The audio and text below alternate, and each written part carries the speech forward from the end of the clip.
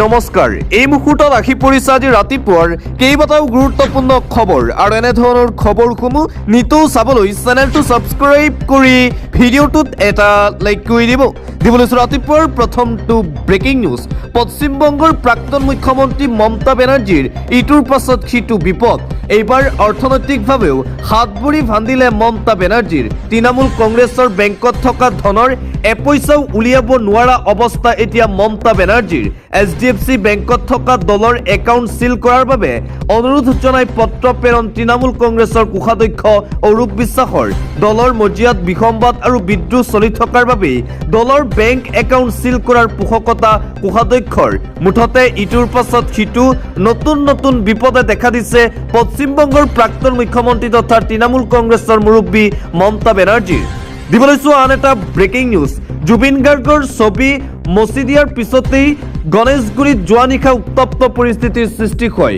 পুনৰবাৰ অংকন কৰা হৈছে জুবিন গাৰ্গৰ প্ৰতিচ্ছবি মুচি পেলোৱাক লৈ এতিয়াও খুব দেখিবলৈ পোৱা গৈছে হাজাৰ লাখ জুবিন অনুৰাগীৰ আৰু এইদৰে পুনৰবাৰ মাৰ্চেল বৰুৱাই অংকন কৰিছে জুবিন গাৰ্গৰ প্ৰতিচ্ছবি চৰকাৰক চেলেঞ্জ প্ৰদান কৰি নিজৰ সাহসিকতা প্ৰমাণ কৰিলে শিল্পীগৰাকীয়ে আৰু এইদৰে দেখিবলৈ পোৱা গৈছে যে হাজাৰ লোকে যোৱা নিশা ভিৰ কৰিছিল গুৱাহাটী মহানগৰীৰ গণেশগুৰিত জয় জুবিন দাক ন্যায় দিয়ক আদি শ্লোগানেৰে উত্তাল প্ৰতিবাদী কাৰ্যসূচী ৰূপায়ণ কৰে জুবিন অনুৰাগীসকলে দাদাৰ লগত ধেমালি নহয় আমি জুবিন দাক যুগান্তৰলৈ জীয়াই ৰাখিম যিয়ে বিশ্বৰ বুকুত জিলিকাই থৈ গ'ল অসম আৰু অসমীয়াক জুবিন দা আমাৰ মাজত অমৰ হৈ ৰ'ব গণেশগুৰিত জুবিনৰ ছবি মচি দিয়াক লৈ ক্ষুব্ধ অনুৰাগীৰ এই মন্তব্য হাজাৰ অনুৰাগীৰ ভিৰ দেখিবলৈ পোৱা গ'ল যোৱা নিশা গণেশগুৰিত বিজেপি চৰকাৰৰ বিৰুদ্ধেও প্ৰতিবাদ সাব্যস্ত কৰিছে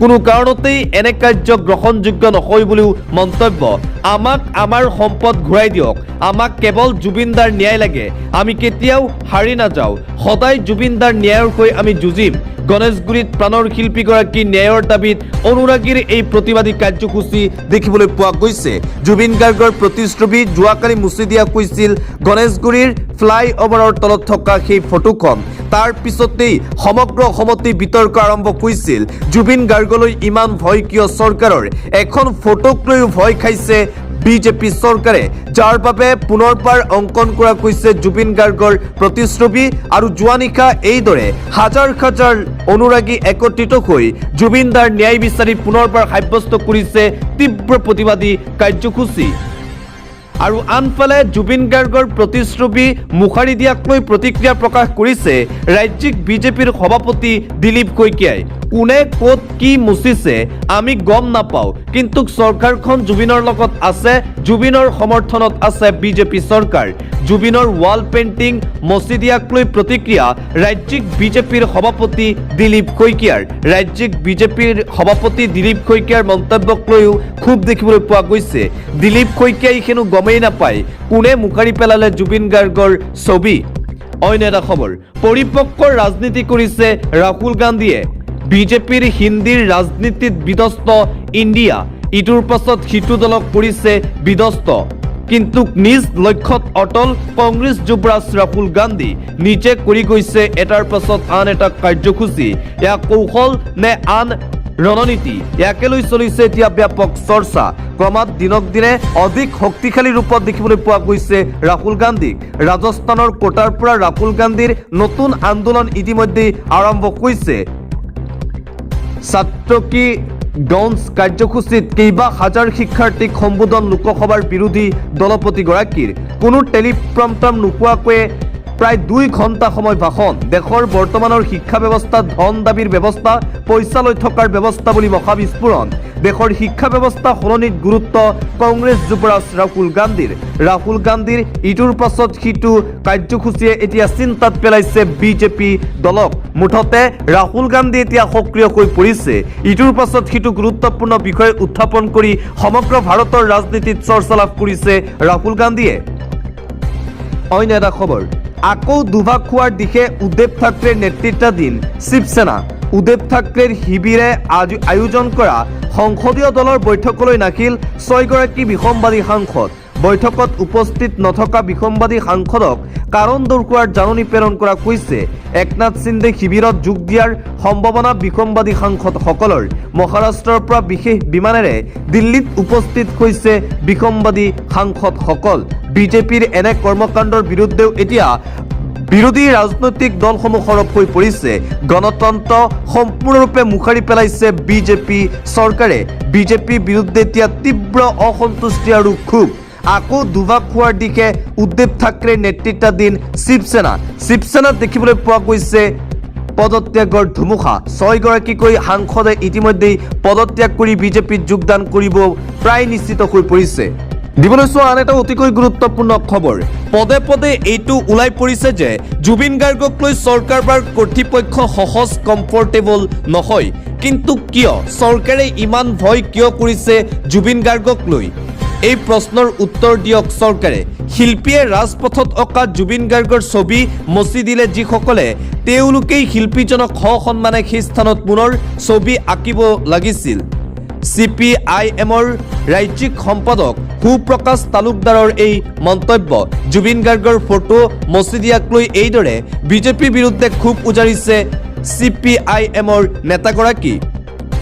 আন এটা ব্ৰেকিং নিউজ। কাইলৈ 20 জুন আৰু 20 জুন তাৰিখে পুনৰবাৰ কক্ৰোচ জনতা পাৰ্টিৰ প্ৰতিবাদত কঁপি উঠিব ৰাজধানী।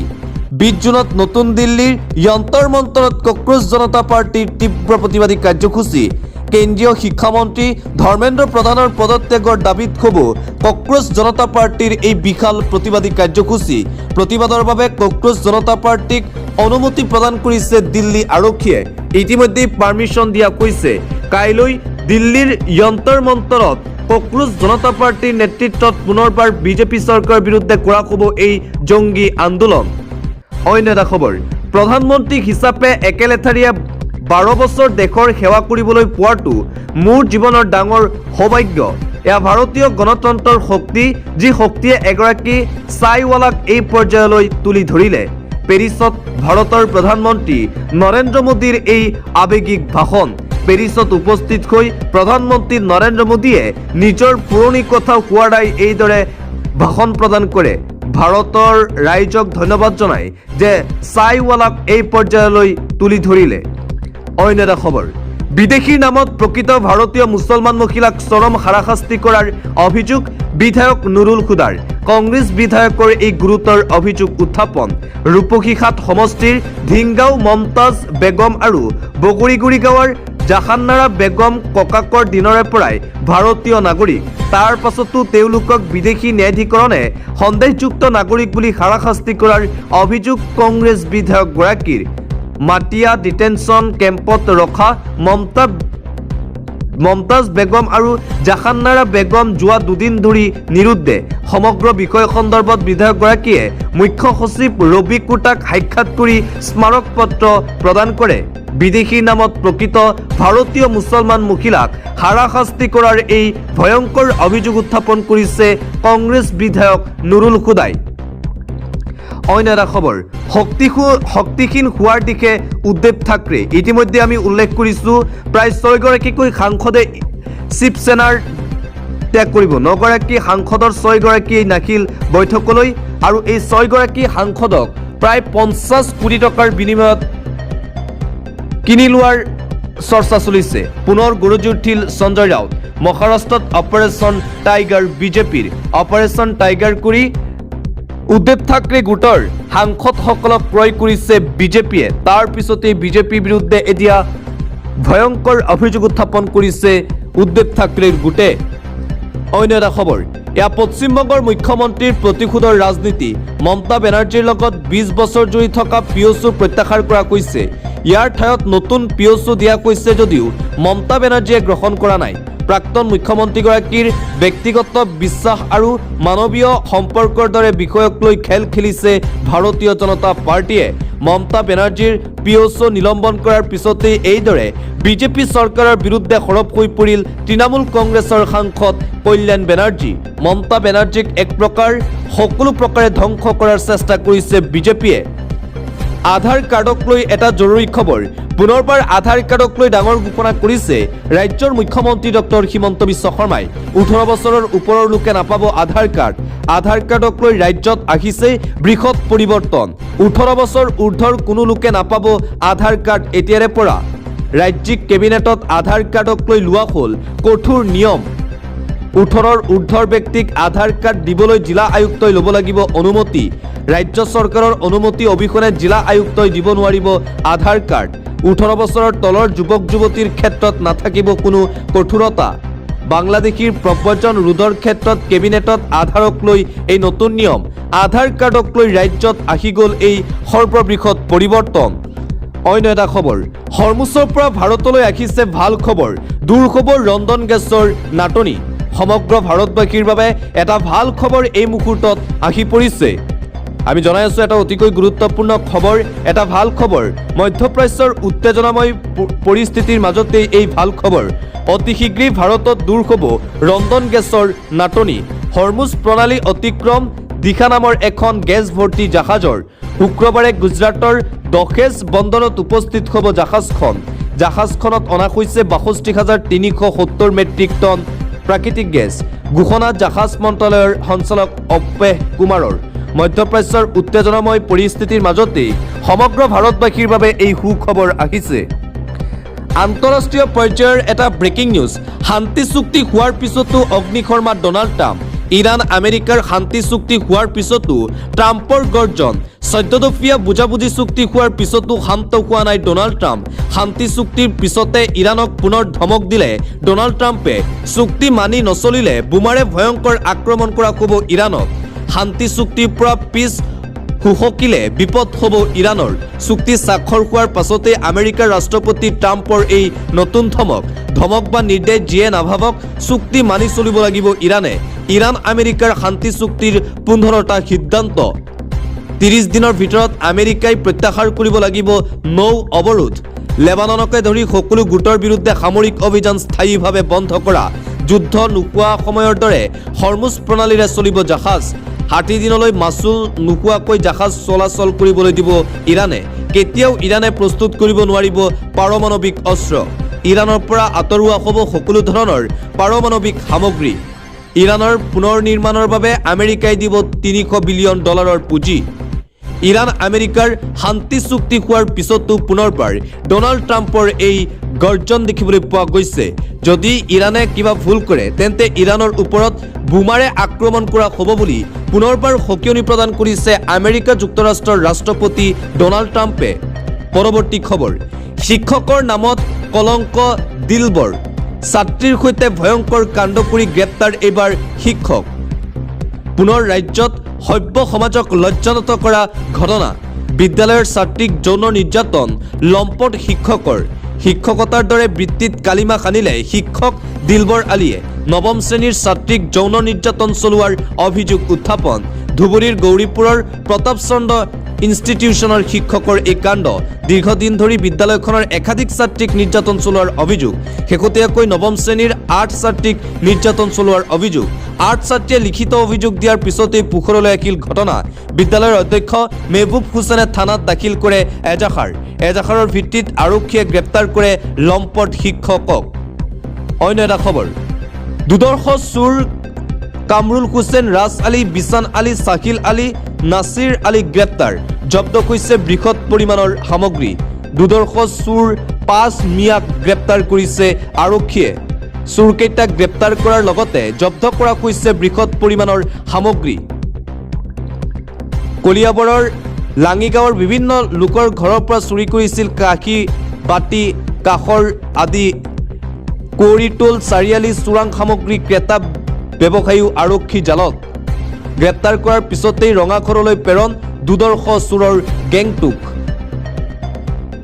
দীৰ্ঘদিনৰ পৰা চুৰি ডকাইতিৰে সন্ত্ৰাস সৃষ্টি কৰি ৰাখিছিল চোৰৰ এই দলটোৱে। আন এটা গুৰুত্বপূৰ্ণ খবৰ, টেলিগ্ৰাম প্লেটফৰ্ম এতিয়া সংঘটিত অপৰাধ, পৰীক্ষাত বেমেজালি সৃষ্টি আৰু সন্ত্ৰাসবাদীৰ বাবে আটাইতকৈ সুবিধাজনক মাধ্যম হৈ পৰিছে। ইয়াৰ বাবেই সামূহিকভাৱে এই প্লেটফৰ্মৰ ওপৰত নিষেধাজ্ঞা আৰোপ কৰা হৈছে। দিল্লী উচ্চ ন্যায়ালয়ত কেন্দ্ৰীয় চৰকাৰৰ এই শপতনামা ইতিমধ্যেই টেলিগ্ৰাম বন্ধ কৰি দিয়া হৈছে। টেলিগ্ৰাম বন্ধ কৰাৰ পিছত টেলিগ্ৰামৰ মালিকে ন্যায়ালয়ত আবেদন কৰিছিল। তাৰ পিছতে কোৱা হৈছে টেলিগ্ৰাম প্লেটফৰ্ম এতিয়া সংঘটিত অপৰাধ পৰীক্ষাত বেমেজালি সৃষ্টি কৰা আৰু সন্ত্ৰাসবাদীৰ বাবে আটাইতকৈ সুবিধাজনক মাধ্যম হৈ পৰিছে। ইয়াৰ বাবেই সামূহিকভাৱে এই প্লেটফৰ্মৰ ওপৰত নিষেধাজ্ঞা আৰোপ কৰা হৈছে। দিল্লী উচ্চ ন্যায়ালয়ত কেন্দ্ৰীয় চৰকাৰৰ এই শপতনামা। পৰৱৰ্তী খবৰ, অসমক লৈ ভয় লগা তথ্য গ্লোবেল ফৰেষ্ট ৱাটছৰ। 25 বছৰত অসমৰ পৰা বিলুপ্ত হোৱা সেউজ ভূমিৰ 62% কাৰ্বি আংলং ডিমা হাছাওৰ। 2001-2023 বৰ্ষত ভাৰতে হেৰুওৱা সেউজ আৱৰণৰ 60% উত্তৰ পূৰ্বাঞ্চলৰ। অসমে ইতিমধ্যেই 3600 বৰ্গ কিলোমিটাৰ সেউজ আৱৰণ হেৰুৱালে। অসমক লৈ এই ভয় লগা তথ্য প্ৰকাশ কৰিছে গ্লোবেল ফৰেষ্ট ৱাটছৰে। শৰ্মাক অন্য এটা খবৰ, জীৱিকাৰ সন্ধানত থাকি প্ৰতিগৰাকী অসমীয়াই কৰিব পাৰিব কাম। 125 দিনৰ নিশ্চিত কৰ্মসংস্থাপনৰ গেৰাণ্টি দিলে এইবাৰ চৰকাৰে। 1 জুলাইৰ পৰা সকলো গ্ৰাম্যাঞ্চলৰ লোকে নিয়োগ হ'ব পাৰিব কামত। এটা ভাল খবৰ, নিয়োগ আৰু জীৱিকা নিশ্চয়তা অভিযানত গ্ৰামীণৰ এই পদক্ষেপ। ডিভিজি ৰামজী আঁচনিৰ দ্বাৰা 125 দিনৰ নিশ্চিত কৰ্মসংস্থাপন। আত্মনিৰ্ভৰ অসম গঢ়াৰ লক্ষ্যৰে লাখ লাখ লোকক সংস্থাপন দিব এইবাৰ বিজেপি চৰকাৰে। অসমৰ গ্ৰাম্য অৰ্থনীতি সবলীকৰণৰ বাবে বিনিয়োগ 2144 কোটি টকা। সামাজিক মাধ্যমত মুখ্যমন্ত্ৰী হিমন্ত বিশ্ব শৰ্মাই ঘোষণা কৰিছে এই ভাল খবৰ। আন এটা সুখবৰ, কেতিয়া হিতাধিকাৰীৰ বেংক একাউণ্টত সোমাব চৰকাৰী টকা, ইয়াক লৈ এতিয়াও ব্যাপক জল্পনা কল্পনা চলি আছে। ৰাজ্য চৰকাৰৰ ফালৰ পৰা যিসমূহ আঁচনিৰ টকা দিয়া হয় সেই আঁচনিৰ টকা কেতিয়া সোমাব, ৰাজ্যবাসীলৈ আহি গ'ল অৱশেষত এটা ভাল খবৰ। চৰকাৰী আঁচনিক লৈ বৃহৎ ঘোষণা ৰাজ্যৰ মুখ্যমন্ত্ৰী ডক্টৰ হিমন্ত বিশ্ব শৰ্মাৰ। ৰেচনৰ পৰা অৰুণোদয়, নিযুত মইনা, নিযুত বাবু, জীৱন প্ৰেৰণালৈকে ভাল খবৰ। চৰকাৰী আঁচনিক লৈ কোনেও আৰু টেনচন কৰিব নালাগে। আগষ্ট মাহৰ পৰা একাউণ্টে সোমাব চৰকাৰী আঁচনিৰ টকা। আগষ্ট মাহৰ পৰা পাব ৰেচন কাৰ্ডৰ সকলো সামগ্ৰী হিতাধিকাৰীসকলে। দাইল, চেনি, নিমখ সকলোবোৰ পাব ৰেচনৰ হিতাধিকাৰীয়ে। প্ৰতিশ্ৰুতি পূৰণ কৰিব হিমন্ত চৰকাৰে। জুলাইত বাজেট অধিৱেশনত দাখিল কৰা হ'ব পূৰ্ণাংগ বাজেট। 6 জুলাইৰ পৰা আৰম্ভ হ'ব অসম বিধানসভাৰ অধিৱেশন। আই মাতৃসকলে লাভ কৰিব আগষ্ট মাহৰ পৰা প্ৰতিমাহে ধন। নিযুত মইনাৰ জৰিয়তে ছাত্ৰীসকলে পাব চৰকাৰী টকা। 2-3 আগষ্টৰ পৰা অৰুণোদয় আঁচনিৰ ধন লাভ কৰিব হিতাধিকাৰীয়ে। আগষ্ট মাহৰ পৰাই প্ৰতিখন আঁচনিৰ ধন লাভ কৰিব। ঘোষণা ৰাজ্যৰ মুখ্যমন্ত্ৰী ডক্টৰ হিমন্ত বিশ্ব শৰ্মাৰ। অন্য এটা খবৰ, নিষিদ্ধ মোবাইল। চৰকাৰী বিষয়া কৰ্মচাৰীয়ে মোবাইল ফোন ব্যৱহাৰ কৰিলেই যাব লাগিব জেললৈ। সম্পূৰ্ণৰূপে নিষিদ্ধ ঘোষণা কৰা হৈছে মোবাইল ফোন ব্যৱহাৰ। মোবাইল ফোন ব্যৱহাৰ কৰিলেই বিপদ নিশ্চিত। চৰকাৰী বিষয়া কৰ্মচাৰীয়ে ব্যৱহাৰ কৰিব নোৱাৰিব মোবাইল ফোন ব্যৱহাৰ কৰিলেই যাব লাগিব জেললৈ। চৰকাৰী বিষয়া কৰ্মচাৰীয়ে মোবাইল ফোন ব্যৱহাৰ কৰা নিষেধাজ্ঞা। মোবাইল ফোন ব্যৱহাৰ কৰা দেখিলেই ভাঙি পেলোৱা হ'ব মোবাইল ফোন। কেৱল অফিচতেই নহয়, ঘৰৰ ভিতৰতো মোবাইল ব্যৱহাৰ কৰিব নোৱাৰিব। শীৰ্ষ বিষয়াৰ পৰা নিম্ন বৰ্গৰ কৰ্মচাৰীলৈকে মোবাইল ব্যৱহাৰ নিষিদ্ধ। কোনেও লগত মোবাইল ফোন লৈ ফুৰিব নোৱাৰিব। তালিবান চৰকাৰৰ এই নতুন আইন। কোনেও মোবাইল ব্যৱহাৰ কৰিব নোৱাৰিব। তালিবানত এই নতুন আইন অনা হৈছে। পৰৱৰ্তী খবৰ, সাগৰৰ বুকুত ভাৰতীয় নৌসেনাৰ 3 মহাশক্তিদল তীব্ৰ হুংকাৰ। 3খন মাৰাত্মক যুদ্ধজাহাজ সাজু। সমগ্ৰ ভাৰতবাসীৰ বাবে এটা গৌৰৱৰ খবৰ। শত্ৰু শিবিৰত এতিয়া হাহাকাৰ লাগিছে এই খবৰে। এই সপ্তাহতে সাগৰীয় ইতিহাসত এক অভূতপূৰ্ব অধ্যায় ৰচনা কৰিব নৌসেনাই। সাগৰীয় সুৰক্ষা বৃদ্ধিৰ বাবে কলকাতাত একেলগে কমিশ্যন হ'ব 3খন যুদ্ধজাহাজ। যোৱা বছৰ মুম্বাইৰ পিছত এইবাৰ কলকাতাত ইতিহাস সৃষ্টিৰ প্ৰস্তুতি নৌসেনাৰ। ঐতিহাসিক ক্ষণৰ সাক্ষী হ'বলৈ স্বয়ং প্ৰধানমন্ত্ৰী মোদী উপস্থিত থকাৰ পূৰ্ণ সম্ভাৱনা আছে। 3 আধুনিক যুদ্ধজাহাজ সাগৰত নামিলে নিমিষতেই সলনি হ'ব সামৰিক সমীকৰণ। সাগৰৰ বুকুত গঢ়ি উঠিব অভিদ্য দুৰ্গ। নৌসেনাৰ প্ৰথমখন আধুনিক আৰু শক্তিশালী যুদ্ধজাহাজ INS দুনাগিৰি। শত্ৰুপক্ষৰ যিকোনো জাহাজ ধ্বংস কৰিবলৈ সাজু য়মদূত INS